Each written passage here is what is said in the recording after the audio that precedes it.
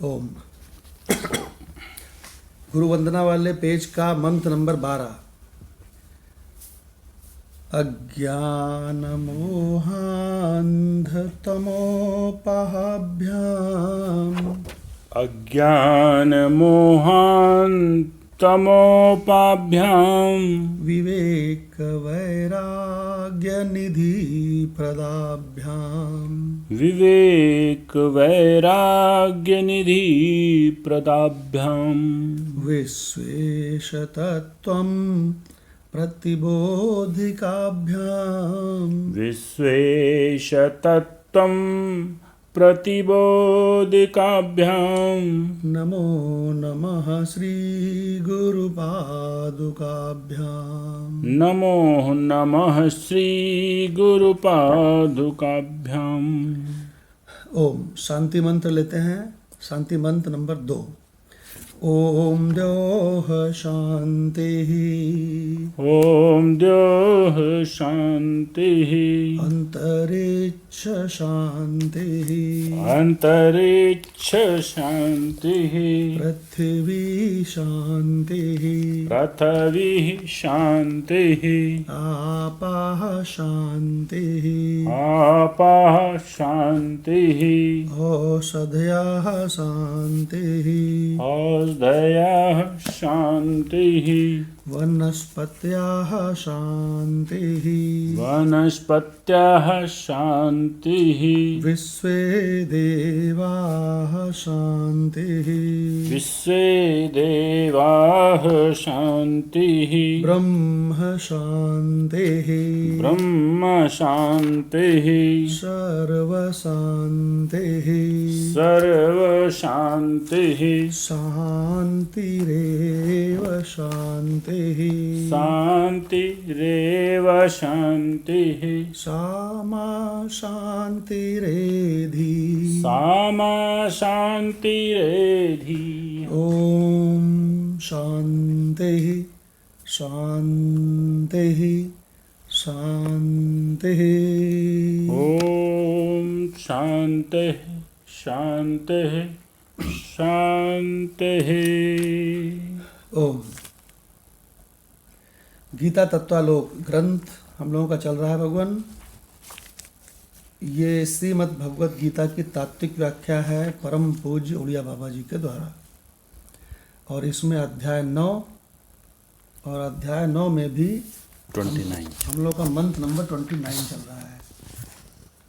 तो मंत्र नंबर 29 मेरा ख्याल है ज्ञानेश्वरी गीता से भी हो गया है कि अभी चलेगा? चलेगा।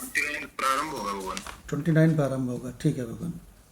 9/29 इसमें भगवान अब अपने जो समता है ना भगवान में, उसका महत्व बताने जा रहे हैं। भगवान ये बताने जा रहे हैं कि मैं किसी बुरे व्यक्ति में कम नहीं हूँ और किसी अच्छे व्यक्ति में ज़्यादा नहीं हूँ। क्या कह रहे हैं? समो अहम सर्वभूतेषु, मैं सभी में समान हूँ। एक ही तत्व है। जैसे कि मेन जो पावर हाउस है उससे सब में करंट जाए, एसी में भी जाए और हीटर में भी जाए, तो एक ठंडी हवा फेंकता है, गर्म हवा फेंकता है। तो भगवान यहाँ पे बता रहे हैं कि मैं सभी प्राणियों में समान रूप से व्यापक हूँ। देखो, जब अज्ञान होता है ना, तो लोगों की उपाधि दृष्टि रहती है, ये अच्छे हैं, ये बुरे हैं। और जब उसकी तात्विक दृष्टि होती है तो भगवान ये अच्छे बुरे का भेद उड़ जाता है ना।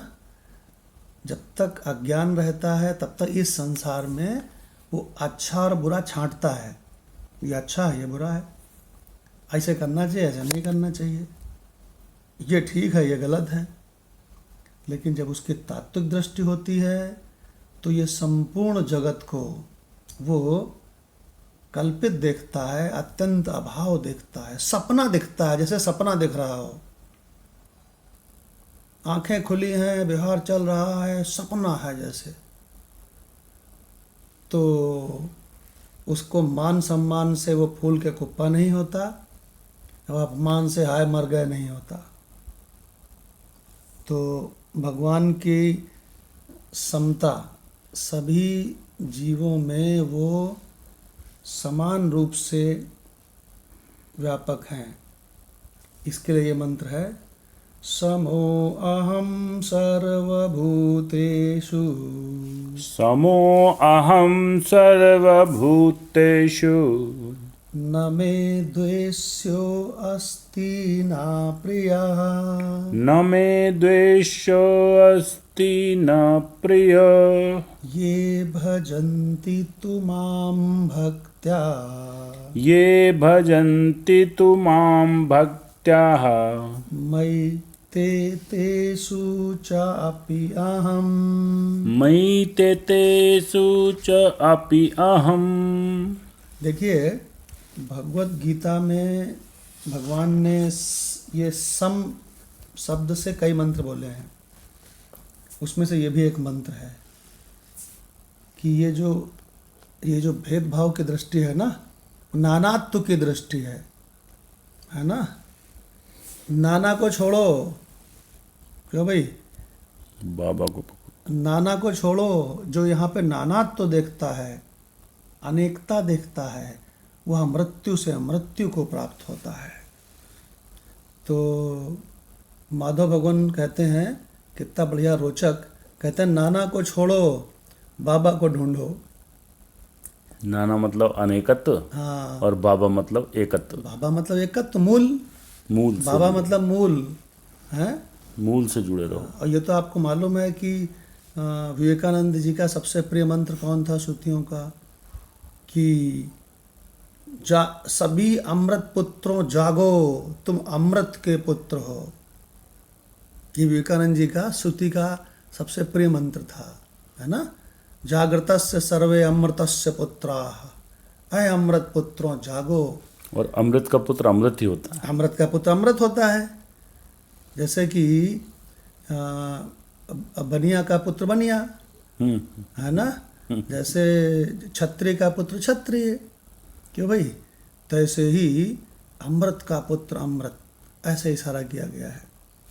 तो भगवान कितना सुंदर मंत्र है। इसके शुरू के ये दो शब्द याद रखिएगा, समो अहम सर्वभूतेषु।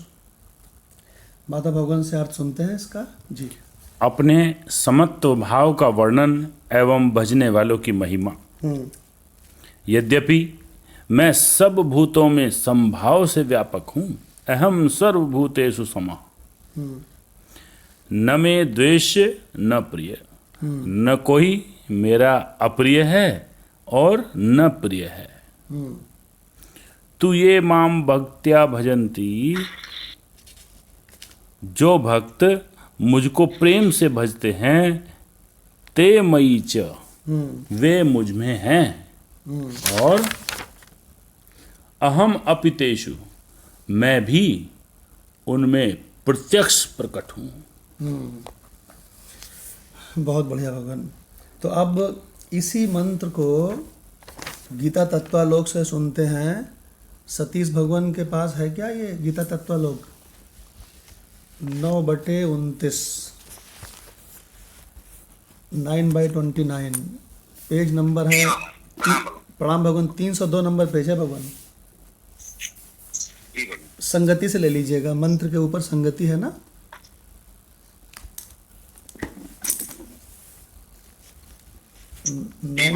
जी। आप अगले श्लोक में भगवान अपनी समता दिखलाते हैं जी। जी भगवान, अब अगले श्लोक में भगवान अपनी समता दिखलाते हैं। भावार्थ दिया है भगवान, मैं सब भूतों में समान हूँ, मेरा कोई देश के योग्य है न प्रिय है, किंतु जो मुझे भक्ति पूर्वक भजते हैं वे मुझ में रहते हैं और मैं उनमें रहता हूँ। क्या अर्थ लेते हैं भगवान? यहाँ भगवान अपनी समता व्यक्त करते हुए भक्तों के साथ अपनी अभिन्नता प्रकट करते हैं। भगवान तो शत्रुओं का भी मंगल करते हैं। उनका कोई शत्रु या मित्र नहीं है, किंतु भक्तों के शत्रु ही उनके शत्रु हैं और भक्तों के मित्र ही उनके मित्र हैं। इसी से वे सम और निर्विकार होने पर भी विषम और विकारी से जान पड़ते हैं। प्रश्न यह है, भगवान को दयालु और न्यायकारी कहा गया है। न्यायकारी तो अपराध के प्रति दया नहीं कर सकता, फिर भगवान इन विरुद्ध धर्मों का निर्वाह कैसे करते हैं?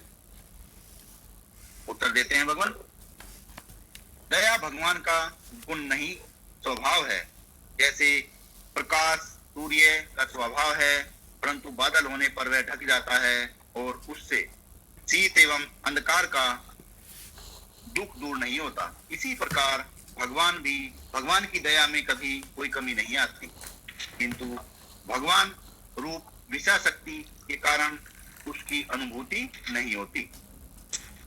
जब भगवत स्वरूप वायु से विषय शक्ति रूप बादल हट जाते हैं, तब उनकी अनुभूति होने लगती है। अतः भगवान स्वभावतः सम और दयामय होने पर भी लोगों को अपने विभिन्न आचरणों के कारण उनके अनुसार विषम और न्यायकारी जान पड़ते हैं। इससे उनके स्वभाव में कोई अंतर नहीं आता। सम शब्द के अनेक अर्थ हैं, किंतु यहाँ भगवान ही सम हैं।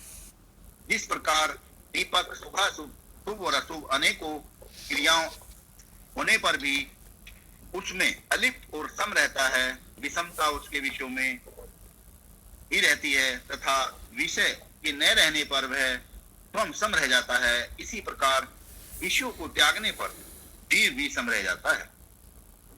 परमात्मा तो सम ही है, अतः शुद्ध साक्षी की परमात्मा से एकता हो जाती है। यही भक्त और भगवान का मिलन है। इसी से भगवान कहते हैं कि वह मुझ में है और मैं उसमें हूँ।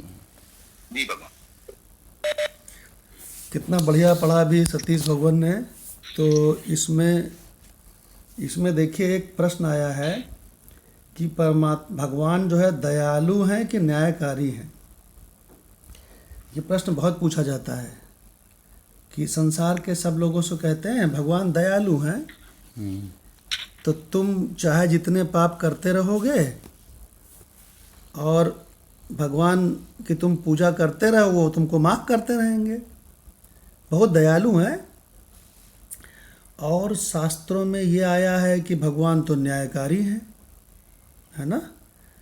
तो कहते हैं कि दयालु और न्यायकारी एक साथ तो कोई हो नहीं सकता।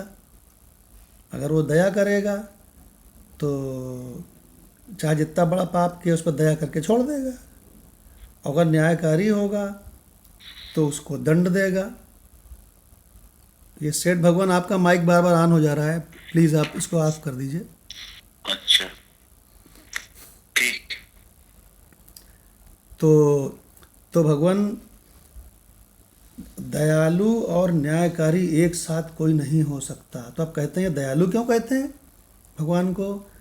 तो कहते हैं दयालु इसलिए कहते हैं कि जब दयालु कहेंगे तो तुम दयालु सुन करके तुम भगवान की भक्ति में लग जाओगे। ये प्रयोजन है उसका। ये प्रयोजन है उसका कि जितने भी अंतःकरण हैं, देखो इनसे ऊंच नीच होती रहती है संसार में। अंतःकरण बड़ी अटपटी टाइप की चीज़ है, असत की चीज़ है।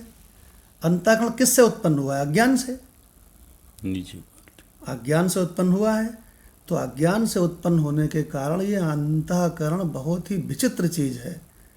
क्यों भाई? जैसे कि हम गुरु भगवान के साथ गए थे, तो वहाँ रुके थे परमार्थ निकेतन में, जो ऋषिकेश में जो गीता भवन है ना। गीता भवन तो बहुत बड़ा है जी। और गीता भवन के बगल में है परमार्थ निकेतन, और दोनों के दोनों ऋषिकेश में जिधर से आप जाते हो, यहीं से गंगा नदी के उस पार दोनों दिखाई पड़ते हैं। खूब बड़ा बड़ा लिखा है गीता भवन परमार्थ निकेतन। तो परमार्थ निकेतन में अधिकतर आपको वेदांत वाले लोग मिलेंगे। गीता भवन और में। गीता भवन में आपको द्वैत भक्ति वाले मिलेंगे।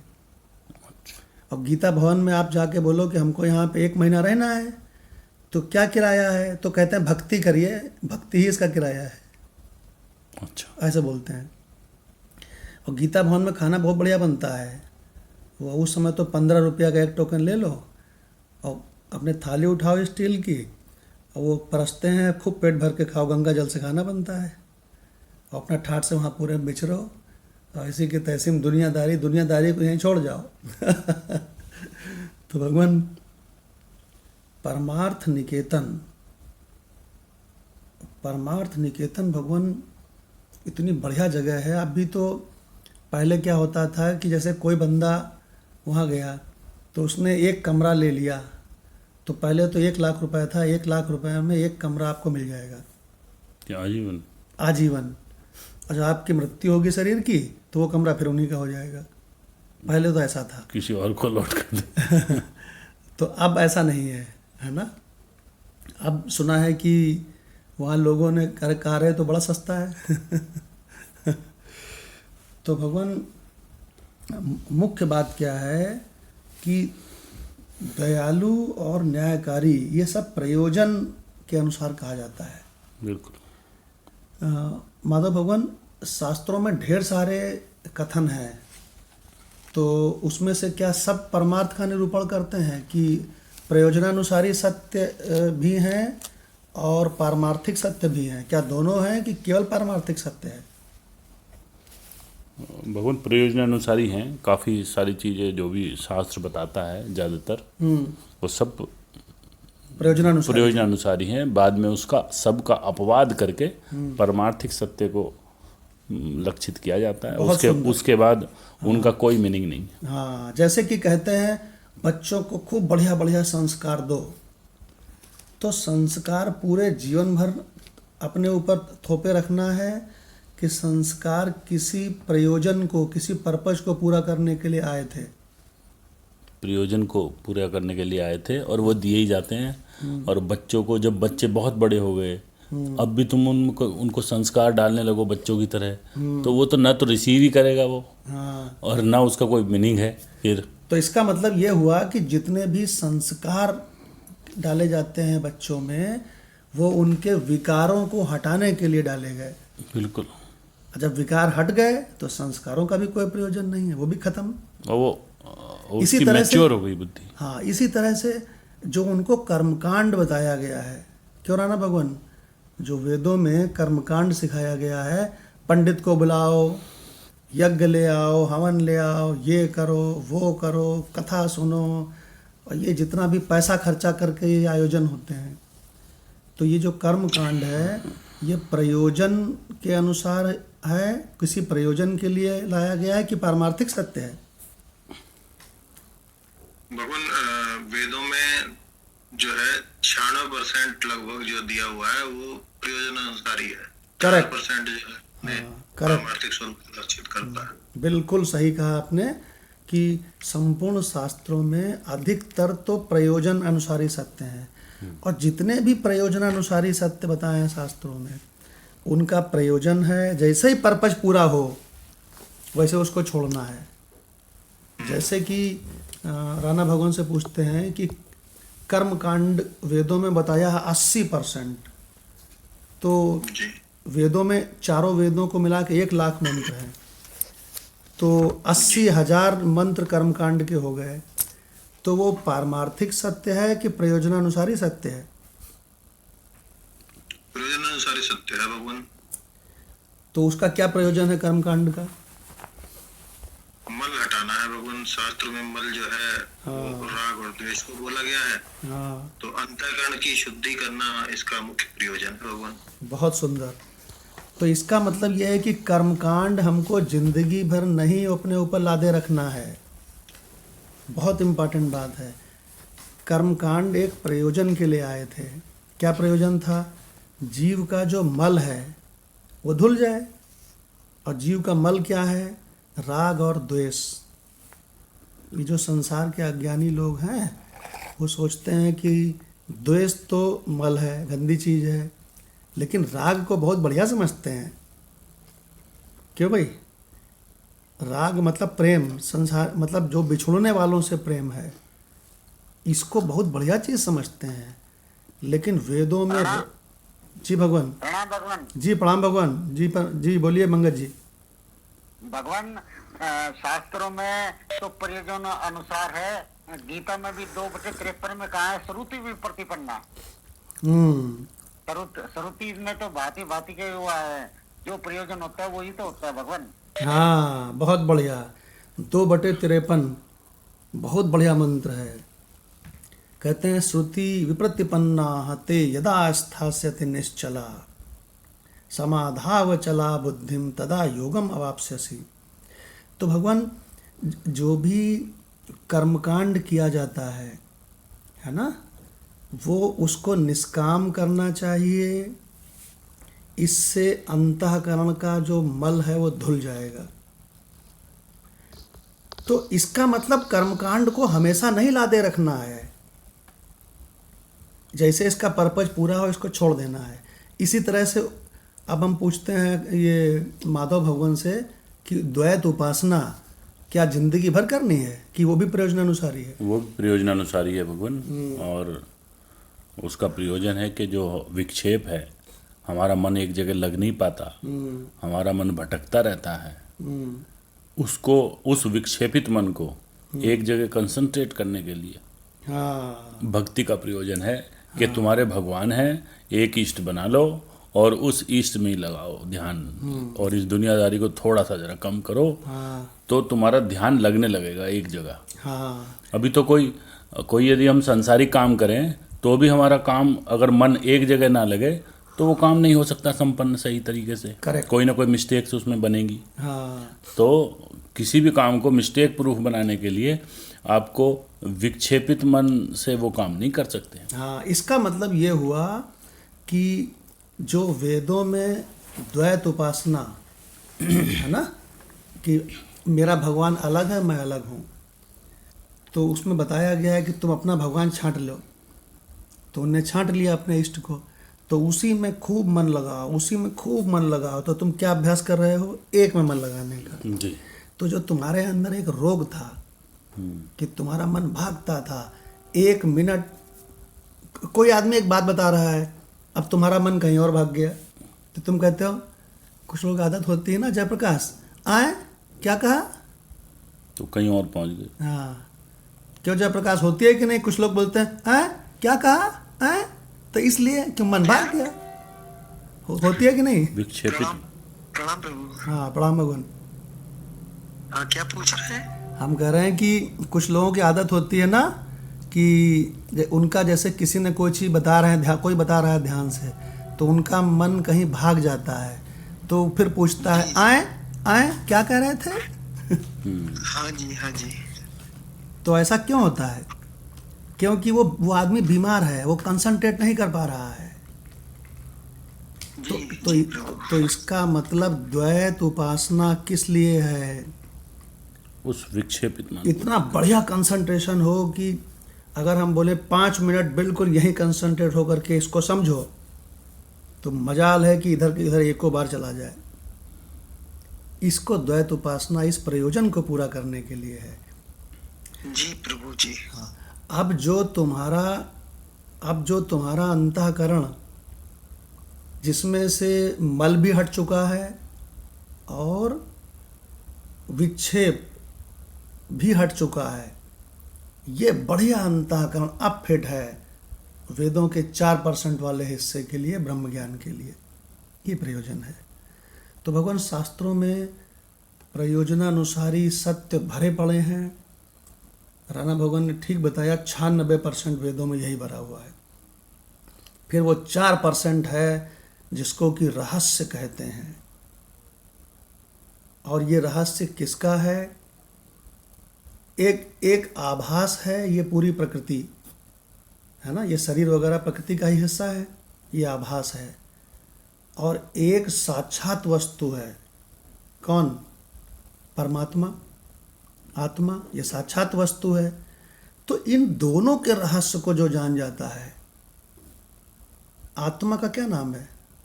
राम। गोस्वामी जी ने राम कह के आत्मा को क्या बताया है कि ये जो आत्मा का रहस्य है, ये जो राम का रहस्य है, ये जो जान जाता है, क्यों भाई, क्या बताया है? यह रहस्य रघुनाथ का बेगी न जाने को, ये शीघ्र इसका रहस्य जानता नहीं है। जो जाने रघुपति कृपा से, तो सपने हो मोह न होई। देखिए, तो परमात्मा का रहस्य जानना क्या है? अरे भगवान, न असतो विद्यते भावो न अभावो विद्यते सता। माधव भगवान बताएंगे क्या इसका अर्थ है। भगवद गीता की प्रमेय है ये, जिसमें वो कहते हैं कि न असतो विद्यते भावो, कि यहाँ असत कहीं भी विद्यमान नहीं है और सत का कहीं अभाव नहीं है। अर्थात जो भी यहाँ पे है सब सत भरा हुआ है, और जो तुम्हें यहाँ दिखता है ये, वो सब उसी में उसी का केवल झूठा एक सपने की तरह दिख रहा है। और जो कि असल में बिल्कुल है ही नहीं। वाह। अगर है, कहीं पे कुछ है, तो तुम्हारी वो दृष्टि होनी चाहिए, वो सब कुछ सत्य है। करेक्ट। उसी के अधिष्ठान में ये सब चल रहा है। हाँ, तो उस अधिष्ठान पे लक्षित हो। हाँ, तो इसका मतलब जो रघुनाथ का रहस्य है वो क्या है? रघुनाथ का रहस्य ये है कि न असतो विद्यते भावो न अभावो विद्यते सता, ये रहस्य है। अच्छा, देखो संसार में कई तरह के लोग हैं, क्यों? और भगवान बहुत ही इंटरेस्टिंग बात है कि कई तरह के लोग हैं संसार में, और हर आदमी का अपना अपना लेवल है, ठीक है जी। तो कोई तो यहाँ पर पूजा कर रहा है हाथ पैर से, इंद्रियों से, और कोई पूजा कर रहा है इंद्रियों से श्रेष्ठ क्या है? मन। जी, बताया ना भगवान ने गीता में। तो कोई पूजा कर रहा है मन से, और कोई यहाँ पर भगवान पूजन कर रहा है भगवान का बुद्धि से। अब देखो कितने सारे लेवल हो गए। तो भगवान ने गीता में क्या बताया है?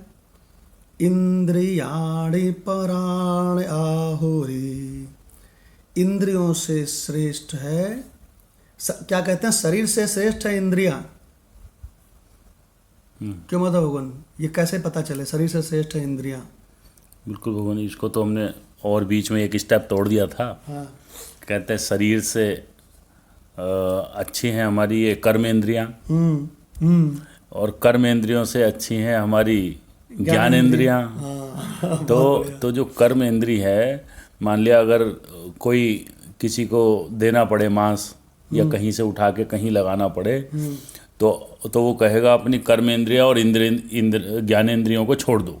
हाँ। बाकी जगह से कहीं से मांस हटा के, और जहाँ भैया प्रयोग करना कर लीजिए, डॉक्टर साहब को अप्रूवल दे दिया। हाँ, तो इसका मतलब यह है कि शरीर से श्रेष्ठ है इंद्रियां। जहाँ जहाँ इंद्रियां हैं, अरे भैया वहाँ बचा दो। क्यों है? क्योंकि वो अपने सांसारिक काम भी नहीं कर पाएगा अगर कर्म इंद्री नहीं होगी तो। हाँ। मान लिया कर्म इंद्री जैसे हाथ नहीं है, तो बेचारा वो तो हाथ से ही नहीं कर पाएगा, और पैर से कुछ काम नहीं कर पाएगा, जिह्वा से बोल नहीं पाएगा।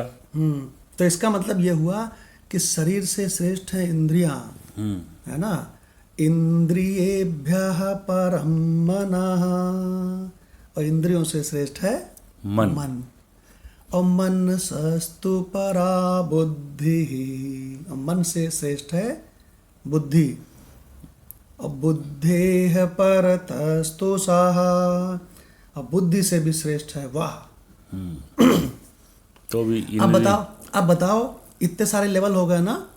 तो अब संसार में जो संसार में बहुत सारे लोग पूजन कर रहे हैं, जयप्रकाश बहुत ध्यान से समझना, तुम्हारे लिए बहुत काम की चीज़ है। तो जो संसार में बहुत सारे लोग पूजन कर रहे हैं, तो उसमें से अधिकतर लोग पूजन किससे कर रहे हैं? इंद्रियों से, हाथ पैर से। अब देखो जितना कर्मकांड होता है किससे होता है? सब सो हाथ पैर से होता है कि नहीं? सब ये लाओ वो लाओ वो रख दो, ये हाँ, ले मंदिर जाओ, चले जाओ, ये तीर्थ ले आओ। चले जाओ, ये पंडित जी ने 10-15 तरह के सामान बता दिए, ये सब ले आओ, दूब ले आओ, हाँ ये ले आओ, वो ले फल आओ, ले आओ, लकड़ी ले आओ, फूल घी ले ले आओ, हाथ पैरों से भाग रहा है, भाग रहा है। क्या कर रहे हो? अरे भैया भगवान के उसमें लगे हैं, पूजा में लगे, ये फूल देखो, तोड़ रहा है। फूल तोड़ रहा है। अरे इतना बढ़िया फूल लगा था, वो चलता 4-5 दिन, उसको तोड़ दिया, उसकी हिंसा कर दी। क्यों भाई? जो इंग्लिश वाला फूल होता है ना, वही हिंदी वाला फूल तोड़ता है। और जब भगवान हवन करते हैं तब भी हिंसा हो रही है। बहुत हिंसा हो रही है। पता नहीं कितने जीव उसमें मर जाते हैं हमारे छोटे से हवन में। हाँ। तो भगवान सबसे नीचे का लेवल है उनका, जो हाथ पैरों से साधना कर रहे हैं, है ना, कर्मकांड आदि। उससे ऊंचा लेवल किसका है? जो मन से साधना कर रहे हैं।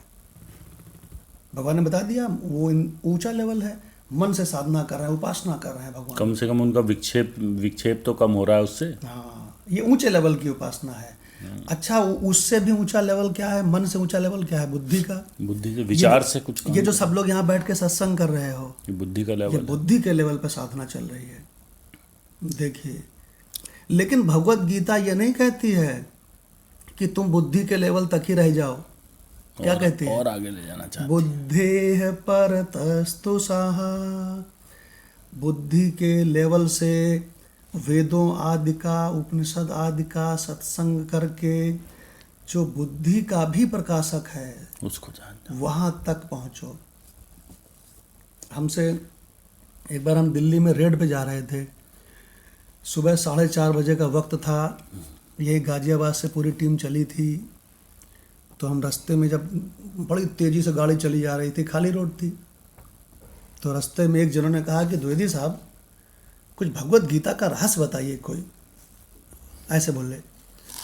तो हमने कहा भगवत गीता का रहस्य ये है कि ये सारा संसार, बड़े बड़े 30 मार्खा, बड़े बड़े साइंटिस्ट, बड़े बड़े क्या बोलते हैं, एक से एक अपने तुर्रम खां, अपने अपने क्षेत्र में, कोई पॉलिटिक्स में तुर्रम खां है, कोई साइंस में तुर्रम खां है, कोई औरत कहती है, लेडीज़, अरे मेरे जैसा खाना स्वादिष्ट कौन बना सकता है, कोई कहता मेरे बराबर कंप्यूटर कौन जानता है। तो बड़े बड़े तुर्रम खां, सब के सब बुद्धि का लेवल है, बुद्धि का लेवल। मोबाइल की खोज किसका लेवल है? बुद्धि का। बुद्धि का लेवल। एरोप्लेन में चलना किसका लेवल है? बुद्धि का। कार की खोज बुद्धि का। तो हमने उनसे कहा बुद्धि का जो लेवल है, ये पूरे संसार में सबसे बड़ी चीज़ माना जाता है। लेकिन भगवत गीता कहती है बुद्धेः परतस्तु साहा, बुद्धि से भी परे और श्रेष्ठ है। वाह! तो आपको बुद्धि के लेवल से उठा के उस लेवल पे ले आवे कि मैं वही स्वरूप हूँ, ये सारी की सारी प्रकृति मुझ में आती जाती है, लेकिन मैं ज्यों का त्यों परिपूर्ण। अध्यात्म से भी अगर बुद्धि के लेवल पे ही रह गए तो क्या अध्यात्म। हाँ, तो भगवान बहुत इम्पोर्टेंट बात है कि भगवत गीता इसलिए है कि तुमको शरीर से उठा के इंद्रियों तक लावे, इंद्रियों के लेवल से उठा के मन के लेवल तक लावे, मन के लेवल से उठा के बुद्धि के लेवल तक लावे, और बुद्धि के लेवल से उठा करके तुमको तुम्हारे असली मैं, तुम्हारे स्वरूप में ले आवे। देखिए, तब हुआ दर्शन। हाँ, अब दर्शन पूरा हुआ। तो अब आपको हम इसी में एक मंत्र सुनाते हैं वेद का, इसी रहस्य को बताते हुए, और इस पे YouTube में हमने एक वीडियो भी भेजा है ना। तो मंत्र सुनिए। उत्तमा सहजावस्था, सबसे टॉप क्लास अवस्था है क्या? अपने स्वरूप में रहना। अच्छा बताओ माधव भगवान, सत्संग, ब्रह्म ज्ञान का सत्संग बड़ी चीज है कि स्वरूप में रहना? स्वरूप में रहना। यही बताया जा रहा है इसमें। उत्तमा सहजावस्था, उत्तमा तो सहज अवस्था है, अपना स्वरूप है। मध्यमा शास्त्र चिंतनम, ये जो हम लोग का ब्रह्म ज्ञान का सत्संग हो रहा है ना, ये उससे नीचे की चीज है, मध्यम। फिर आगे क्या कहते हैं? निकृष्टा मंत्र जापस्य, लो अब बुद्धि के स्तर से भी उतर गए नीचे, मंत्र का जाप करने के लिए। अब मन के लेवल पे आ गए, ये मन के लेवल की साधना करते हैं जितने भी माला घुमा रहे हैं। जितने भी जयप्रकाश ये जाप वाप करते हैं ना, जी प्रभु। ये सब मन के लेवल की उपासना है, समझ लो अच्छी तरह से। जी जी। निकृष्टा मंत्र जापस्य, और इससे भी नीचे लेवल है कुछ लोगों का जो हाथ पैर से उपासना करते हैं, हाथ पैर से पूजा करते हैं। तीर्थ यात्रा अधमा अधमा, 4 लेवल हो गए। इस पे माधव भगवान के कमेंट सुनते हैं 4वें लेवल पे। जी बाबा, इसमें तो उठा के मतलब उसका प्रयोजन यही है कि उसको उत्तम अवस्था की तरफ कम से कम जिज्ञासु तो बना दो। हाँ, अभी वो भागा दौड़ रहा है कि भैया मैं वहाँ वृंदावन में वो कराऊं, या फिर भैया केदारनाथ चला जाऊं, हाँ, या फिर केदारनाथ में ना मिले तो वैष्णो देवी पे चला जाऊं। पगलाया है, तो भाग वो रहा है। जो है हर छुट्टी में प्लान करता है। और ये अधमा अधमा, हम किसी और की बात नहीं कर रहे, ये माधव अधमा अधमा ही था। अरे वाह, ये यही ढूंढता फिरता था कि कहाँ जावें। अच्छा, जब भी छुट्टी होती तो कहाँ जावें। अच्छा, भगवत प्रेमी पहले से ही थे, तो घूमने इधर उधर हम कभी नहीं गए भगवान। गए तो ये ऐसी जगह गए। अरे वाह, तो और मम्मी पापा के साथ गए ज़्यादातर। हाँ, तो इसी कैटेगरी में थे हम। तो धीमे धीमे निकृष्ट मंत्र जापस्य, तो मंत्र जाप वाला काम कभी किया नहीं, हाँ। तो यहाँ से जंप मार के शास्त्र चिंतन पे आ गए अरे वाह वाह वाह, कि वो जो कनिष्ठ है तो उसको कनिष्ठ बोल रहा है। और गुरु की कृपा से अब सहज अवस्था की, उत्तम अवस्था की भी हमें लगता है अपने आप को कि हमें अनुभूति होती है, मज़ा आता है। वाह क्या बात है भगवान। तो अच्छा, यही सत्संग का भी शायद यही प्रयोजन है कि उसको सहज अवस्था तक ले जावे। हाँ, उसको बुद्धि के लेवल से ऊपर उठा तो जैसे कहते हैं ज्ञान कांड का भी प्रयोजन है। करेक्ट। ज्ञान का भी प्रयोजन है कि जो मेरे पर्दा लगा हुआ है, मेरा ही पर्दा, मैं ही पर्दा बना हुआ था उस दीदार के लिए, मुझे मालूम न था। मुझे मालूम न था। तो सदगुरु क्या करते हैं, वो पर्दा धीमे धीमे धीमे धीमे ऐसे नीचे खींच देते हैं, वो पर्दा हट जाता है अज्ञान का। और वो तो मैं तो झमाझम पहले से ही था। पहले वही था। तो तीनों का प्रयोजन है, कर्म कांड का, निष्काम कर्म कांड का, निष्काम भक्ति का, और जो है हमारे ब्रह्म विद्या का सत्संग का भी प्रयोजन है कि वो अज्ञान का पर्दा, जो पर्दा रह गया, मन विक्षेपित भी नहीं है अब, और जो है अब जो है अंतःकरण उसका शुद्ध भी है, तो फिर हटा दो पर्दा। तो उसने पर्दा हटा दिया, और वो तो झमाझम वस्तु पहले से ही था, पहले से ही है। हाँ, तो आपको केवल एक लाइन में बता दें पूरे वेदों का प्रयोजन।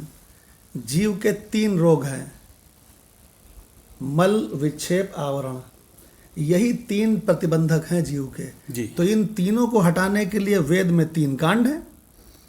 एक कर्म कांड है, एक उपासना कांड है, ज्ञान कांड है। तो इन जीव की 3 बीमारियों को वो 3 पैकेज दिए हैं, वो तीनों पैकेज हटा देते हैं उसको, जो बस वो जीव अपने स्वरूप को जो जान जो जाता है। भव रोग डॉक्टर हैं, भव रोग वैद्य हैं, वो 3 गोली लिखते हैं। हाँ, 3 समस्याएं निकाली उन्होंने, रूट कॉज 3 निकाले और 3 गोली दे दी। हाँ। भैया पहले इसको लेना है, जब इसका प्रयोजन हो जाए तो ये लेना है, इसका प्रयोजन हो जाए तो ये लेना है, और काम बना बनाया है। हाँ। अब आपको एक और बहुत बढ़िया बात बताते हैं कि जो भयंकर कर्मकांडी है, राणा भगवान से हम प्रश्न कर रहे हैं, जो भयंकर कर्मकांडी है, पूरे जिंदगी ससुरा कर्मकांड करता रहता है, वो इतना बड़ा गधा है कि उसको यही नहीं पता है कि कर्मकांड का कुछ प्रयोजन है, और उस प्रयोजन को पूरा करते ही कर्मकांड को छोड़ करके ऊपर चलना है। स्वामी विवेकानंद जी कहते हैं कि अरे पूरी जिंदगी तुम कर्मकांड ही करते रहोगे, तुमको लज्जा नहीं आती है? पूरी जिंदगी उपासना ही करते रहोगे, तुमको लज्जा नहीं आती है? क्या तुम नर्सरी में ही पढ़ते रहोगे पूरी? ऐसे कहते विवेकानंद जी। तो राणा भगवान से प्रश्न मेरा ये है कि जो कर्मकांडी है, धुआंधार कर्मकांड में पूरे जीवन लगा है, और जो उपासना में धुआंधार पूरे जीवन लगा है, जो परोपकार में पूरे जीवन लगा है, जो योगा में पूरे जीवन लगा है, इनमें से किसी से भी पूछो कि भाई यार तुम ऊंचे लेवल पे बढ़ो, तो मानने को तैयार नहीं होता। वो कहता है कि मैं सही हूँ। तो बताओ ऐसा क्यों होता है?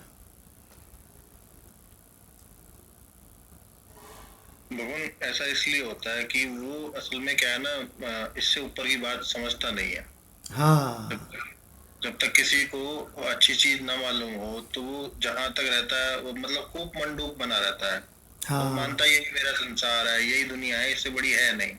वो इसलिए नहीं समझता है, देखो, वो इसलिए नहीं समझता है कि वो कहता है कि नहीं मैं सही हूं, क्योंकि वो सही नामक वस्तु है, वो स्वरूप है। इसीलिए इसीलिए जो क्या बोलते हैं, दारू बहुत पीते हैं, वो मालूम क्या कहते हैं, कहते हैं मैं सही हूँ। वो अफीम खाता है तो कहता नहीं मैं सही हूँ, क्योंकि वो तो वही है, तो वो वही है। वो बुद्धि का प्रयोग अपनी गलत बात को जस्टिफाई करने के लिए करता रहता अच्छा अच्छा, गोस्वामी जी क्या कहते हैं कि सपने हूँ संत सभा नहीं देखी। गोस्वामी जी ने कहा हम भी बहुत बड़े मूर्ख थे, लेकिन जब हमने संतों की सभा में जा कर के सुना, पहले गोस्वामी जी क्या कहते थे कि राम भी है, सीता भी है, परमात्मा भी है, मतलब आत्मस्वरूप भी है, और उसमें भासमान प्रकृति भी है, दोनों का एग्जिस्टेंस है, कहते थे कि नहीं। और फिर उन्होंने जब ब्रह्म ज्ञान सुना तो उनका भाषा बदल गई। तो पहले क्या कहते थे, सिया राम मैं सब जग जानी, और करहूँ प्रणाम जोरी जुग पाणी। कहते थे कि नहीं, सिया राम परमात्मा भी है, प्रकृति भी है, राम भी है और सीता भी है। और जब बाद में ब्रह्म ज्ञान सुना, जब पूरे रहस्य को समझा, तब क्या बोले, जड़ चेतन जग जीव जत सकल राम मैं जानी, बंदों सबके पद कमल सदा जोरी जुग पाणी। अरे गजब रे गजब, जड़ चेतन जग जीव जत सब राम ही राम है। अब देखिए भगवान, इसीलिए गोस्वामी जी ने लिखा है कि तुम बहुत चतुर बनते हो, संतों की सभा में जाओ तब पता चलेगा रहस्य। तो भगवान हम लोग वापस आते हैं भगवत गीता में, और अब गीता रस रत्नाकर कंचन भगवान से सुनते हैं। जी भगवान। प्रणाम भगवान। जी प्रणाम भगवान। स्वामी जी कह रहे हैं कि भगवान कहते हैं कि मैं संपूर्ण वेदों के प्रति सम हूँ। हमारे लिए ना तो कोई द्वेषास्पद है और ना कोई प्रेमास्पद है। यहाँ देखो, भगवान ने अन्यत्र कहा है कि सब मुझ में है और सब में मैं हूँ, सब में नहीं हूँ। बोल रहे हैं कि यहाँ देखो, भगवान ने अन्यत्र कहा है कि सब मुझ में है और मैं सब में नहीं हूँ। इस तरह की बात अनेक स्थानों में गीता में आई है।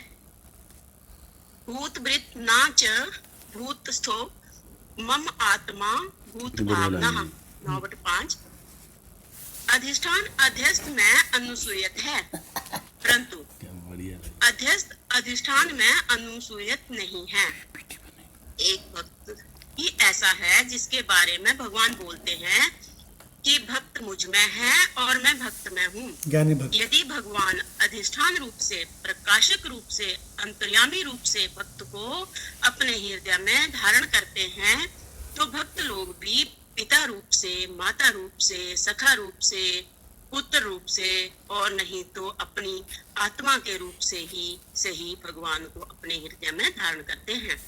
भक्त ही ऐसा है जो सारे जगत को अपने हृदय में धारण करने वाले भगवान को अपने हृदय में धारण कर लेता है। इसलिए भगवान ने यहाँ अपनी बोली बदल दी है। वैसे तो कहते थे कि ना तुम हम तेषु ते मई, मैं उनमें नहीं हूँ, वे मुझ में हैं, परंतु यहाँ वे क्या बोलते हैं कि मई ते तेषु च आप्यहम्, मुझ में वे हैं और उनमें मैं हूँ। हम भक्तन के भक्त हमारे, सुन अर्जुन प्रतिज्ञा मेरी, यह व्रत टरत न तारे। जी भगवान। देखिए, बड़ी स्पष्ट सी बात है कि हमने आपको बताया कि ब्रह्म विद्या का प्रेमी कौन होता है। ब्रह्म विद्या का प्रेमी वो होता है जिसने पहले लेवल से छलांग मार के ऊंचे लेवल में आ गया है ना। किससे? कर्म कांड, जो जो शरीर का लेवल है उससे वो ऊंचे लेवल पे, इंद्रियों के लेवल पे आ गया, और इंद्रियों के लेवल से भी ऊंचे ऊंचे और लेवल में आ गया है, मन के लेवल पे, और मन के लेवल से भी ऊपर ऊंचे लेवल में बुद्धि के लेवल पे आ गया है। तो ब्रह्म विद्या का प्रेमी कौन होता है? जो बुद्धि के लेवल वाला है। समझ गया भगवान? विचारशील। हाँ, अब वो क्या बोलते हैं, कर्मकांड नहीं करता, अब वो द्वैत उपासना भी नहीं करता है, मन के लेवल वाला भी नहीं करता है। अब वो संपूर्ण रहस्यों को समझ लेना चाहता है, संपूर्ण रहस्यों को समझ लेना चाहता है, और संपूर्ण रहस्यों को समझकर अब वो इस बुद्धि के लेवल से भी ऊपर उठ गया कि सबकर परम प्रकाशक जोई। अब वो अपने स्वरूप को पहचान गया। और स्वरूप को काहे के लिए पहचाना था माधव भगवान? स्वरूप को इसलिए पहचाना था कि अपने स्वरूप में ही मैं हर समय निरंतर रहूं।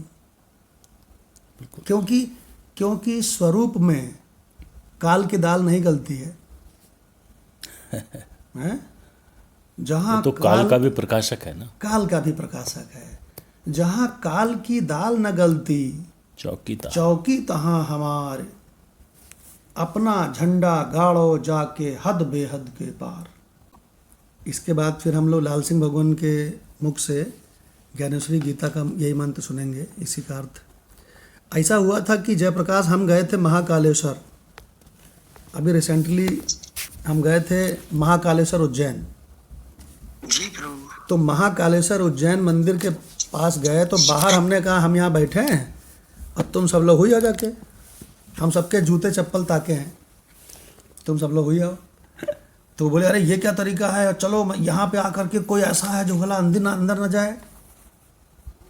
तो हमने कहा तुमको पता है महाकालेश्वर कौन है? तो बोले कौन है? तो हमने कहा जो काल का भी प्रकाशक है, जो काल का भी प्रकाशक है, सो महाकाल। और हमने कहा वही स्वरूप तो मैं हूं, मैं ही तो महाकालेश्वर हूं। देखो हम आपको बता रहे हैं, सुनो, जहां जहां काल की दाल न गलती, क्यों भाई, चौकी तहां हमार। जी। तो हम खाली एक कहे खाली पर लोग सुन रहे हैं, वहाँ सुना नहीं होगा किसी ने ये सब। अरे वहाँ किसी को समझ में नहीं आता है। सब लोग कह रहे थे कि ऐसा कैसे हो सकता है, ऐसा कैसे हो सकता है कि आप महाकालेश्वर उज्जैन मंदिर के बाहर आके कहते हो कि तुम लोग भैया हमको कोई जरूरत नहीं है। संतुष्ट है ना, तृप्त है ना। अच्छा, यही काम हुआ था जगन्नाथ मंदिर में। जब हम लोग गए थे, यहाँ से एरोप्लेन से गए, होटल में रुके, टैक्सी किया, और जगन्नाथ मंदिर के सामने कहा हम तुम्हारे लोग का सब जूता चप्पल देखें, तुम लोग जाओ ही जाओ। तो लोग कहते अरे भगवान देखिए भगवान। अब आपको बताओ, हमको दिल से जरूरत नहीं पड़ रही थी वहाँ जाने की। क्यों नहीं पड़ रही थी? क्योंकि सुनो, यह काल खाता सर्व को, मुझ कालेस को नहीं खा सके। जो काल का भी काल हो, उसके पास कैसे आ सके। बोले बाबा। बहुत बढ़िया। तो भगवान हम आपको कैसे बतावें कि जो हमारा स्वरूप है, देखो आपको तभी तक संसार में दर्शन करने के लिए इधर उधर मंदिरों, मस्जिद, तीर्थों में भटकना है, तभी तक भटकना है जब तक आपको मम दर्शन नहीं हो जाता, जब तक तुमको अपने दर्शन ना हुए। बहुत सुंदर प्रभु। हाँ, राणा भगवान से हम सुनते हैं कि रामचरितमानस में ये रहस्य कहाँ बताया गया है, मम दर्शन वाला। बहुत बताया गया, मन दर्शन फल परम अनुपा, जीव पाए निज सहज स्वरूपा। क्या बात है भगवान। मम दर्शन फल परम अनुपा। जीव पाय निज सहज स्वरूपा। ये लीजिए, अभी 4 लेवल बता दिए थे ना। वो सहज स्वरूपा, उत्तम अवस्था। उसमें हमारे सत्संग में आया था, वो महात्मा जी से पूछा कि जी दर्शन कराए दो भगवान के हमें। कहते तू उस दिन आइयो जब अपने दर्शन कर ले। तुम अपने दर्शन कर लो, उसके दर्शन हो जाएंगे। बस ये कह के मैं छोड़ दिया।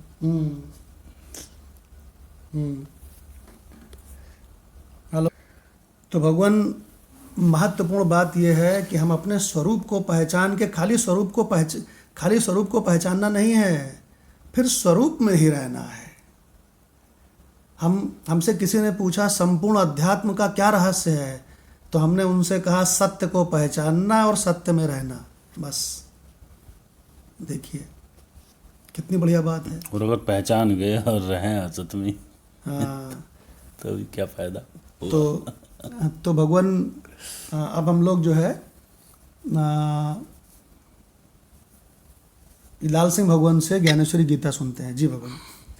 जी भगवान, प्रणाम भगवान। जी प्रणाम। लगता है कि तुम यह पूछो कि वह मैं कैसा हूँ, तो उसका एकमात्र उत्तर यह है कि मैं सब भूतों में संभाव से रहता हूँ।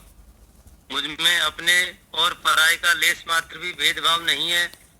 जो जीव मेरा सत्य स्वरूप पहचान लेते हैं, अहंकार का नाश कर देते हैं, सब कर्मों और भावों के द्वारा मेरा ही भजन करते हैं, यानी अपना समस्त जीवन और कर्म मुझे ही समर्पित कर देते हैं।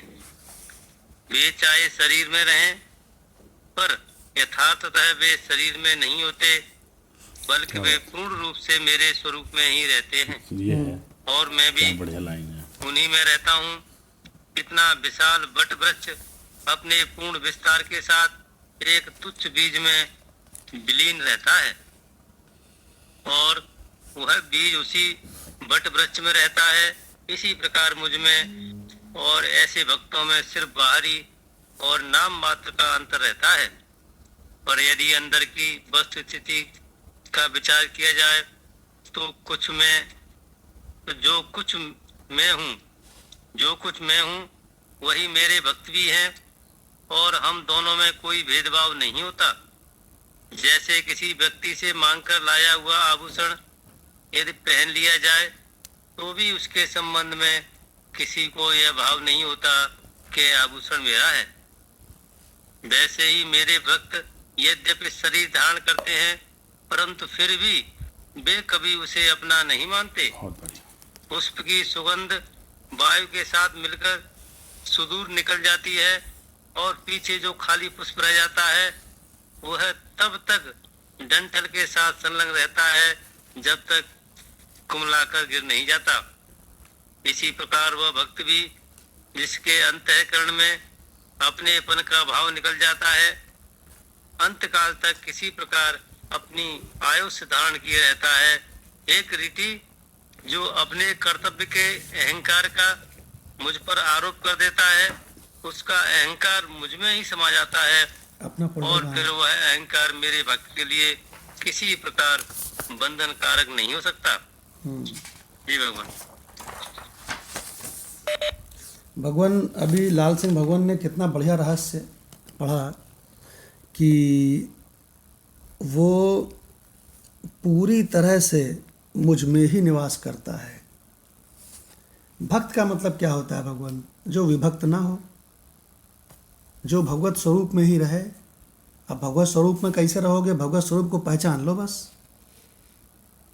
तो भगवान कितनी बढ़िया बात कही कि वे चाहे शरीर में ही दिखाई पड़े, परंतु यथार्थतः वो शरीर में नहीं होते, बल्कि पूर्ण रूप से मेरे स्वरूप में ही रहते हैं।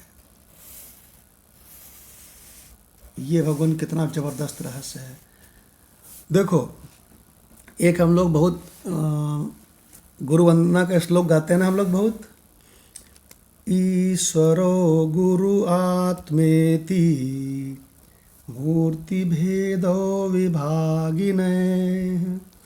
ईश्वर, गुरु और आत्मा, इनमें खाली मूर्ति का भेद है, मटेरियल तीनों एक ही है।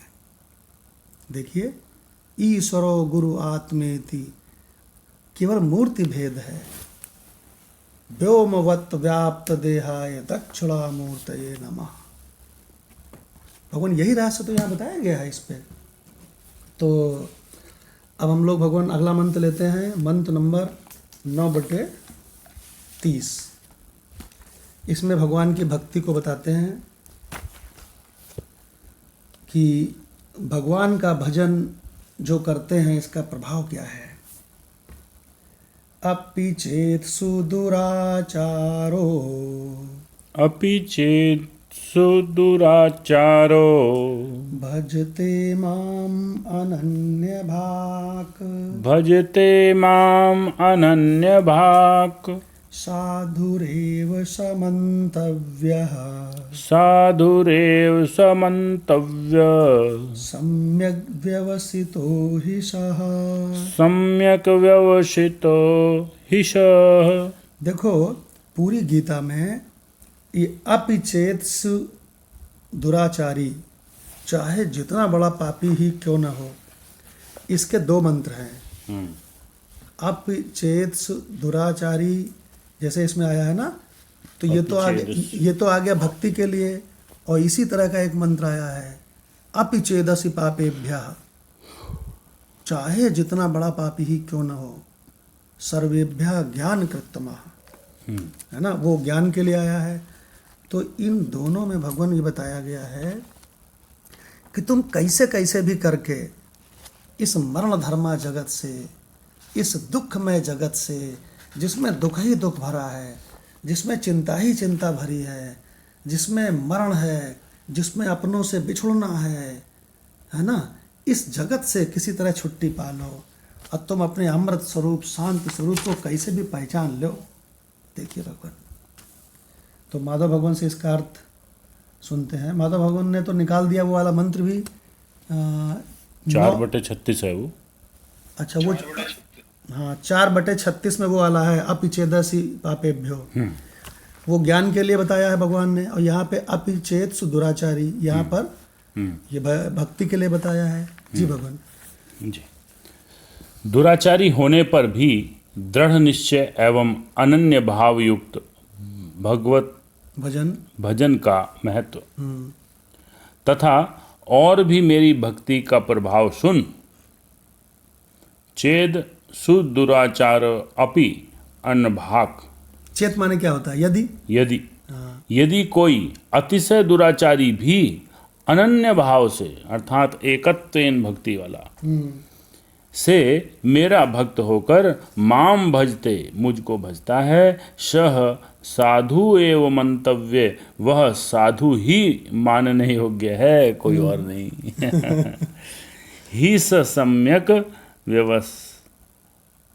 व्यवसित, क्योंकि वह यथार्थ निश्चय वाला है। मेरी निश्चल मति हो गई है एकत्वेन के लिए, अर्थात उसने भली भांति यह निश्चय कर लिया है कि परमेश्वर के भजन के समान अन्य कुछ भी नहीं है। गजब रे गजब, क्या बात है। तो भगवान जो, देखो बड़ी सरल सी बात समझ लो, पहले संसार की खूब अच्छी तरह से परीक्षा कर लो। बहुत इम्पोर्टेंट बात है, पहले संसार की खूब अच्छी तरह से परीक्षा कर लो कि तुम संसार में पूर्ण सुखी पूर्ण शांत हो सकते हो कि नहीं।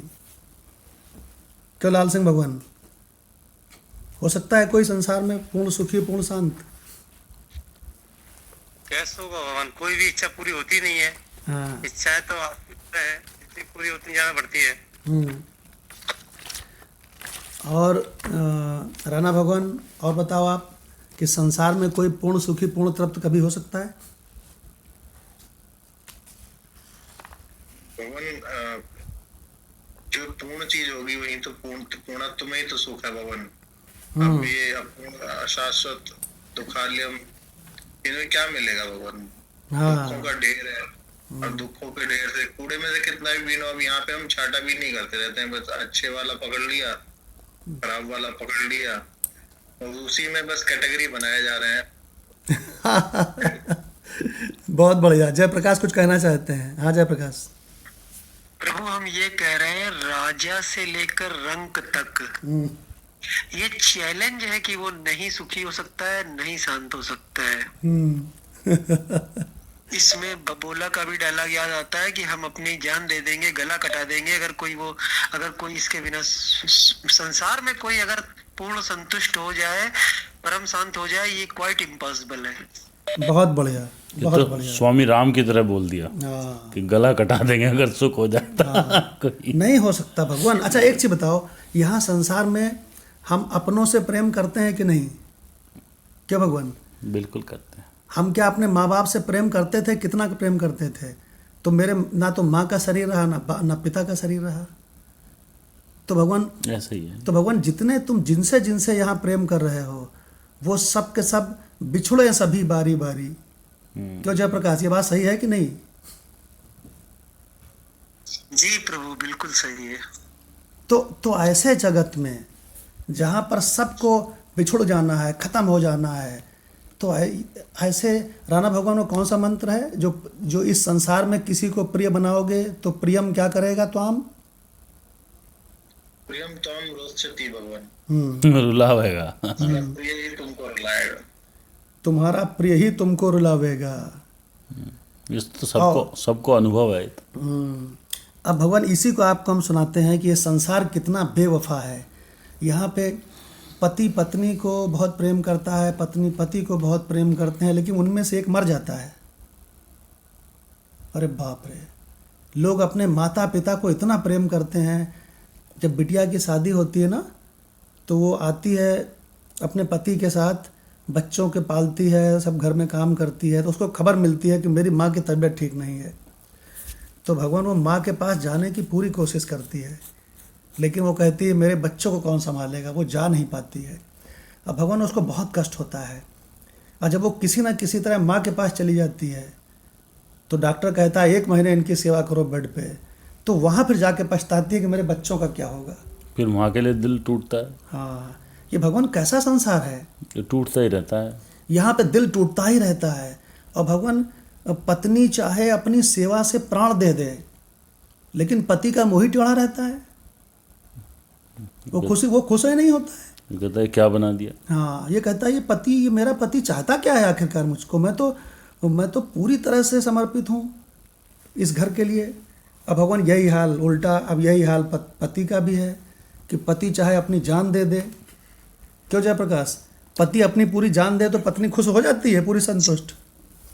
प्रभु ये करीब 25-30 साल पुरानी बातें हैं। अब तो आजकल पति सोचा करता है कि मैं पूरी तरह समर्पित हूँ, तब भी ये क्यों नाराज रहती है। तो भगवान आपको इसी पर इसी पे आपको कुछ सुनाते हैं, जरा सुनो ध्यान से। माधव भगवान के साथ सुनाते हैं। ये संसार कैसा है।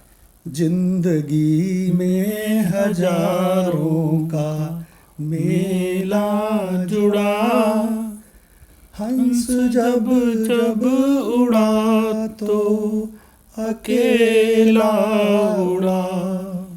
हंस माने यहाँ पर जीव। ना ये राजा रहे, ना वो रानी रही, बस कहने को केवल कहानी रही। वस्तु हर एक आनी और जानी रही, ना बुढ़ापा रहा ना जवानी रही। 4 दिन के लिए सब झमेला जुड़ा, हंस जब जब उड़ा तो अकेला उड़ा। ये जो बहुत बढ़िया मकान मार्बल वाला, ये जो बहुत पैसा और खूब गोल्ड को छिपा छिपा के घर में, रुपया को छुपा छिपा के घर में रखते हो ना, ये ठाठ सारे पड़े के पड़े रह गए, कोठी बंगले खड़े के खड़े रह गए। धन खजाने गड़े के गड़े रह गए, हीरे पन्ने जड़े के जड़े रह गए। ये हम जयप्रकाश से पूछते हैं, इसमें से क्या साथ जाता है? बताओ जयप्रकाश। प्रभु कुछ नहीं जाता है, कुछ नहीं जाता है साथ में। तो इससे क्या इतनी, क्या आप जो प्रीति कर करके इससे दुखी होते हैं, भयभीत होते हैं, चिंतित होते हैं, वो कहाँ तक जस्टिफाइड है? वो सर बिल्कुल जस्टिफाइड नहीं है, और उन्हें बहुत जल्दी किसी वेदांत को जानने वाले को तक पहुंचना चाहिए, जितनी जल्दी हो सके। बहुत बढ़िया कहा। और आपको एक चीज बता दें कि भगवान राम ने राम गीता में क्या रहस्य बताया है, एक ही मंत्र में, एक मंत्र में पूरा रहस्य बता दिया है। तो अभी इस छंद के बाद में आपको वो मंत्र सुनवाएंगे। भगवान कहते हैं कि बेटा पहला स्टेप जीवन का क्या होना चाहिए, फिर दूसरा स्टेप कैसे माँ बाप की सब बातें मान के धर्म कर्म करना चाहिए, फिर तीसरा स्टेप संसार को परख के कैसे तुमको इससे ऊपर उठ के फिर कैसे तुमको किसी तत्वज्ञानी के पास किसी तरह पहुंचना है। भगवान से प्रार्थना करो कि मुझे कोई तत्वज्ञानी मिल जाए जिससे कि हम इस संसार के तत्व को जान सकें, और फिर कैसे तुमको अपने स्वरूप को पहचान के अपने स्वरूप में ही रहना है। ये सारे स्टेप अभी आपको सुनवाएंगे हम राम गीता से, जो भगवान राम लक्ष्मण को बता रहे हैं। तो अभी फिलहाल हम लोग इस पोएम को पूरा करते हैं।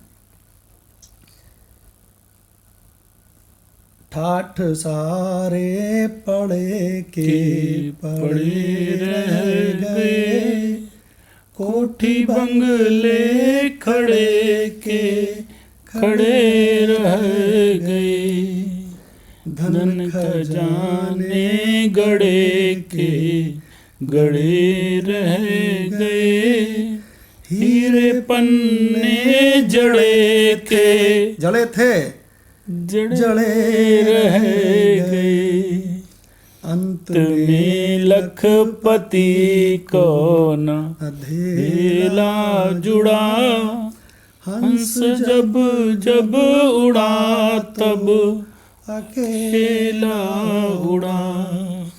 तो राम गीता में भगवान राम कह रहे हैं कि जीवन कैसे जीना चाहिए। जयप्रकाश ने बहुत बड़ी बात बोल दी, क्या कि जल्दी से जल्दी किसी वेदांती को ढूंढ लेना चाहिए, तत्वज्ञानी को ढूंढ लेना चाहिए। प्रभु यही बात भगवान श्री कृष्ण ने गीता में कही है। हाँ, कि तत्विद्धि प्रणिपातेन परिप्रश्नेन सेवया उपदेशन्ति ते ज्ञानम ज्ञानिनस् तत्वदर्शिनः।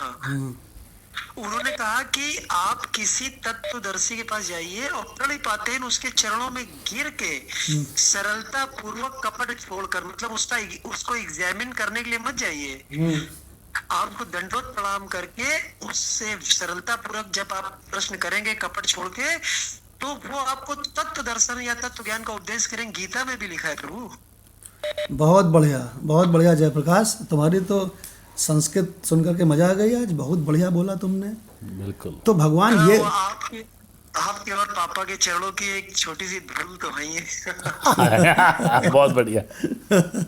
माधव भगवान ने तालियां बजा दी, कहने लगे वाह जयप्रकाश क्या बढ़िया मंत्र सुनाया है। बहुत बढ़िया। अब भगवान राम गीता में एक मंत्र सुनो जो स्टार्टिंग किससे है, आदि से। आदि माने प्रारंभ में। भगवान राम लक्ष्मण से कहते हैं कि लक्ष्मण आदौ माने प्रारंभ में, स्ववर्ण आश्रम वर्णिता क्रिया, अपने वर्ण और आश्रम में ही जिन माँ बाप के यहाँ तुम जन्मे हो वहीं माता पिता जो धर्म वगैरह बतावें वही करो। देखिए, लेकिन इसके बाद कैसे तुम्हारे स्टेप आगे बढ़ने चाहिए जीवन में, ये बहुत ध्यान से सुनना। माधव भगवान सुना रहे हैं। जी भगवान। जी भगवान।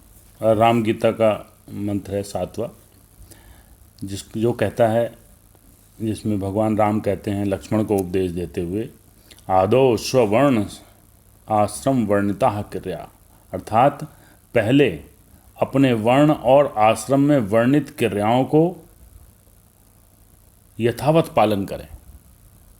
ये कौन बताएगा छोटे बच्चे को? माँ बाप बताएंगे। माँ बाप बताएंगे, वही पहले गुरु हैं, उन्होंने हमें बताया और इस तरह से जीवन जिया। माता और पिता हमारे पहले गुरु हैं। सबसे पहले गुरु माता, सबसे पहले गुरु माता है। बिल्कुल। तो माता और पिता जिस परिवार में तुम जन्मे हो, जो भी बतावें, पूजा धर्म कर्म और बड़ों को प्रणाम करो और सब संस्कार सिखावें, सब सीखो, सब करो। पहला स्टेप नंबर 1। हाँ। जी। अब दूसरा स्टेप है कृत्वा समासादित शुद्ध मानसा समाप्य तत्। अर्थात ये इस तरह से जीवन जी के जो प्राप्त किया है, जो प्राप्त क्या होगा, उसका जो प्रयोजन क्या है शास्त्र का, कि आपका अंतःकरण शुद्ध हो जावे। हाँ। अब एक बहुत महत्वपूर्ण यहाँ बात बताते हैं, बल्कि बात क्या बताते हैं, राणा भगवान से प्रश्न ही पूछते हैं कि पूरे दुनिया में तो लोग अपने माता पिता के बताए हुए कर्म कांड को और उपासना को तो कर रहे हैं, लेकिन उनका तो मानस शुद्ध होता ही नहीं है, पूरी जिंदगी में मर जाते हैं ससुर ऐसे ही। तो बताओ राणा भगवान, क्या क्या गड़बड़ी रह गई? जो भी वो करते हैं ना, वो किसी न किसी वासना के तहत करते हैं, उनको वो चीजें मिलती रहती हैं। निष्काम करते अगर जो शास्त्र कहता है, शास्त्र सम्मत नहीं है उनका बेसिकली। हाँ, इसका मतलब सम्मत करते इसका मतलब जो लोग कर्मकांड कर रहे हैं और कर्मकांड करके भगवान से कुछ मांगते हैं, ये वेद विरुद्ध है। वेद कहता है निष्काम कर्म कांड करोगे तब उसका फायदा मिलेगा, अंतःकरण शुद्ध होगा। और अच्छा, उपासना जयप्रकाश, संसार में लोग सकाम कर रहे हैं कि निष्काम कर रहे हैं? बताओ। भैया जी, निष्काम की तो बात अगर चल जाए ना तो सारे मंदिरों में ताला पड़ जाए। बिल्कुल सही कह रहे हो, बिल्कुल सही कह रहे हो। सतीश भगवान से पूछते हैं। सतीश भगवान, वहाँ पे फिर वहाँ पुजारी भी नहीं रहेगा। करेक्ट, बिल्कुल नहीं रहेगा। सतीश भगवान, पूरे संसार में सकाम लोग उपासना कर रहे हैं, भगवान की द्वैत भक्ति कर रहे हैं कि निष्काम कर रहे हैं? सकाम कर रहे हैं भगवान, अभी तो निष्काम करना चाहिए। निष्कामता का किसी को पता ही नहीं है जयप्रकाश। पता ही नहीं। हाँ सतीश जी, किसी को पता ही नहीं है निष्कामता के बारे में। ठीक है। तो राणा भगवान ने क्या बताया? ये वेद विरुद्ध है, वेद विरुद्ध कर रहे हैं। सकामता वेद विरुद्ध है, निष्कामता वेद सम्मत है। जी माधव भगवान जी। तो पहले अपने वर्ण और आश्रम में वर्णित क्रियाओं को करके समासादित प्राप्त किया है। अब वो प्रोवाइडेड दैट जो आपने बताया कि निष्काम होना चाहिए, तो क्या होगा उससे? शुद्ध मानसः, शुद्ध अंतःकरण। उसका मानस शुद्ध हो जाएगा। जिसका अंतःकरण शुद्ध हो गया है वह क्या करे? तो आगे अगला स्टेप बताते हैं, समाप्य तत्, समाप्त करते, उन सब चीज़ों को छोड़ दे, उन कर्मों को छोड़ दे। एक मिनट, उसके बाद क्या करे? अब इसको सबसे इम्पॉर्टेंट माधव भगवान कहते हैं कि भगवान इस पूरे मंत्र में सबसे कमाल का ट्विस्ट इसी जगह पे है कि जो अभी तक माता पिता ने, समाज ने जो भी कर्मकांड और उपासना सिखाई, जो भी कुछ सिखाया, समाप्य तत्, इसको अब समाप्त कर दो इसी जगह पे। किसको समाप्त कर दो? समाप्य तत् पूर्वम उपात्त साधना, जो तुम अभी तक करते धरते आए हो। सबसे जबरदस्त ट्विस्ट इस जगह पे राम ने कहा। अब इसके आगे अगला स्टेप क्या है? एक्चुअली भगवान, इसकी ना पावर आदमी को मिल नहीं पाती। हाँ, उसको पावर, जो पावर टू से टू पावर नो, हाँ, कि उसको नो कहने की पावर उसके पास होती नहीं है। हाँ, और ये पावर वेदांत के सत्संग से मिल जाती है। अब वो बेचारा डर ही आया, जो वो उसे मिलता है ना वहाँ से अपने वर्ण आश्रम से, तो वो उससे डरता रहता है। डरता, अगर मैं छोड़ दूंगा तो पता नहीं भगवान नाराज हो जाएंगे। अच्छा, आपको पावर मिली कि नहीं? पावर मिली, छूटा कि नहीं? और तभी हम इसको कहते हैं ये टर्निंग पॉइंट है हर साधक का। हाँ, यदि ये समाप्य तत्व वो कर ले और अंतःकरण को ये मान के चले अपने कि मेरा अंतःकरण शुद्ध है, मेरा भाव अब शुद्ध हो गया है, तो इसको समाप्य तत्व करके आगे बढ़े। तो आगे बढ़े तो क्या करे? अब हम कंचन भगवान से पूछते हैं, कंचन भगवान, वेदांत से वो पावर मिलती है कि नहीं कि वो कर्म कांड उपासना वगैरह को छोड़ करके अपने स्वरूप में डट जाता है? जी कंचन भगवान। जी भगवान, मिलती है भगवान। और लाल सिंह भगवान से पूछते हैं, भगवान वो पावर मिलती है कि नहीं?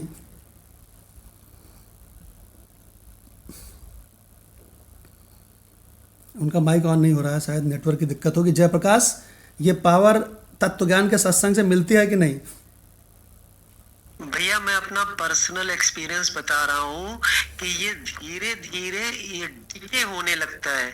मतलब पहले मैं पूजा करता था 3 घंटे, अभी मैंने आपका महीने 2 महीने सत्संग सुना है, मतलब रेगुलरली सुना है कुछ ना कुछ।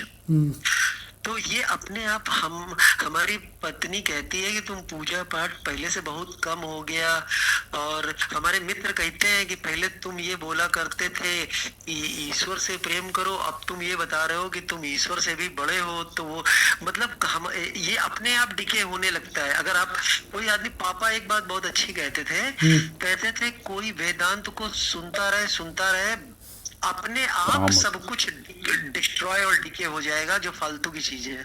बहुत बढ़िया, बहुत बढ़िया। बिल्कुल सही बात। तो ये बात बहुत बढ़िया अभी लाल सिंह भगवान के मुख से भी सुनते हैं। बहुत बढ़िया जयप्रकाश ने कहा।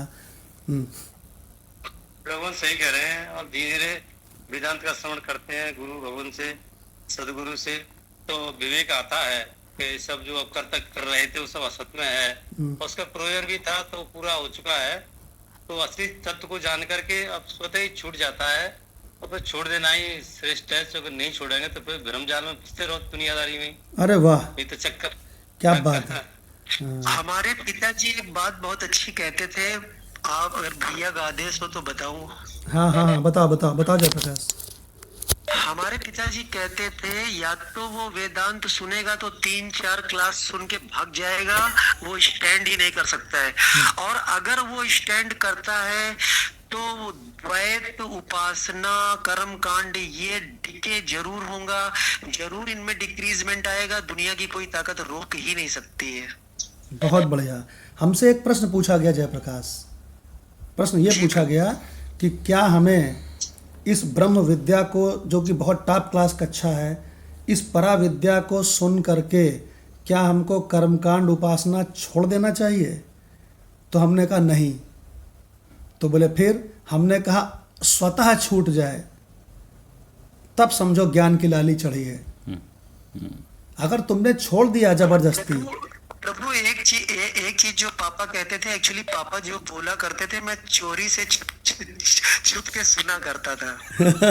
तो पापा ये अपने मित्रों से कहते थे कि वो वेदांत को अगर वो कंटिन्यू सुन रहा है तो वो अपने आप अगर कर्मकांड उपासना भक्ति से अपने आप वो विरत हो जाएगा, कोई उसको रोक नहीं सकता। और नहीं तो फिर वो 3-4-5 क्लासेस सुन के 6वीं क्लास वो अटेंड नहीं कर सकता है। हाँ, बिल्कुल बिल्कुल, बहुत बढ़िया। राणा भगवान भी कुछ कहना चाहते थे, माइक ऑन हुआ था जी। हम यही कहना चाहते थे, ये छोड़ना नहीं पड़ता, इसमें कोई प्रयास नहीं है। हाँ, नहीं पड़ता, ये स्वतः छूट जाता है। हाँ, आपने बहुत सुंदर भैया जी ने बहुत सुंदर बोला कि ये छोड़ना नहीं पड़ता है, बस आदमी वेदांत की क्लास को अटेंड करे, ये ऑटोमेटिकली छूटता है। ये बिल्कुल मेरा अनुभव है प्रभु।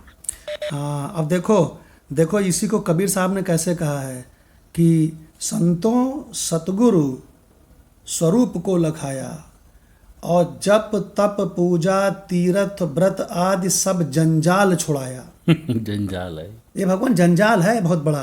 अब बताओ, हमारे घर में मालूम क्या कहें, हमने नहाया नहीं है, हम नाश्ता कैसे करें? अरे हमने कहा कोई ससुरा पंडित कहता है कि नहा के नाश्ता करना चाहिए, लाओ नाश्ता। और नाश्ता किया, आराम से चादर तान के सो गए, ऐसी की तैसी। अब बोले नहाओगे नहीं क्या? हम कहा नहीं नहाएंगे। भगवान जो मर्जी आए सो करो, और सुनिए बिल्कुल खुल करके जियो, भाव न राखो दूजा। हाँ, भाव न राखो दूजा। और भगवान अब अगला स्टेप सुनते हैं माधव भगवान से। प्रभु एक बहुत सुंदर चीज आप बताऊं क्या? बहुत सुंदर चीज। हाँ, बताओ जयप्रकाश, बताओ। प्रभु ऐसा था कि मैं तीर्थों में बहुत ज्यादा भ्रमण करता था अपने मित्रों के साथ। तो अभी जब से मैं आपका सत्संग थोड़ा सा सिंसियरली ध्यान देने लगा हूँ, तो अभी कई जगह हमारे मित्रों ने कहा कि चित्रकूट चलना है, हरिद्वार चलोगे, बालाजी चलोगे। तो पता नहीं क्यों मुझे ऐसा ये लग रहा था कि वहां जाने के बाद जो एक्सपीरियंस हमें लेना है वो एक्सपीरियंस मुझे यहीं पर हो रहा है। तो मैंने उनसे नहीं कहा, लेकिन मुझे लगा कि वहां जाना मेरे हिसाब से टाइम की बर्बादी लग रही थी, तो मैंने मना कर दिया। और ये केवल प्रभु आपका सत्संग कुछ दिन सुनने के बाद ऐसा हुआ है। और जब भी, वो भी तब है जब तू रेगुलर नहीं सुनता है। क्यों रेगुलर और सुनते?